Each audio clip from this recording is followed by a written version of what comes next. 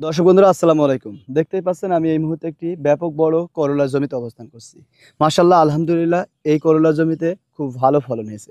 আমার হাতে যে করলাটি দেখতে পাচ্ছেন এই করলার বিশেষ কিছু উপকারিতা রয়েছে। বিশেষ করে যারা ডায়াবেটিস রোগী রয়েছেন তাদের জন্য এই করলার রস খুবই উপকারী। এছাড়াও অ্যালার্জিতে এটির ব্যাপক কাজ করে থাকে। আপনারা প্রতিদিন নিয়মিত যদি এই করলার রস খেয়ে থাকেন তাহলে আপনার শরীরের রক্তের শর্করা নিয়ন্ত্রণে থাকবে। পাশাপাশি এটি কিন্তু জীবাণুনাশক হিসাবেও কাজ করে। আপনার শরীরের কোথাও কাটা অংশে এই করলার পাতার রস বা প্রলেপ দিলে পরে খুব অল্প দিনেই ক্ষতস্থানটি শুকিয়ে যেতে সাহায্য করে। এছাড়াও এই করলার রস খেলে কৃমিনাশক, কফনাশক হিসেবে কাজ করে থাকে।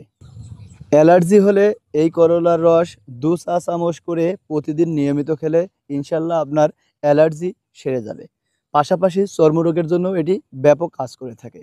এছাড়াও জন্ডিস ও লিভারের রোগীদের খাবারের অরুচি দেখা দিলে এই করলা খেলে মুখে রুচি ফিরে আসে।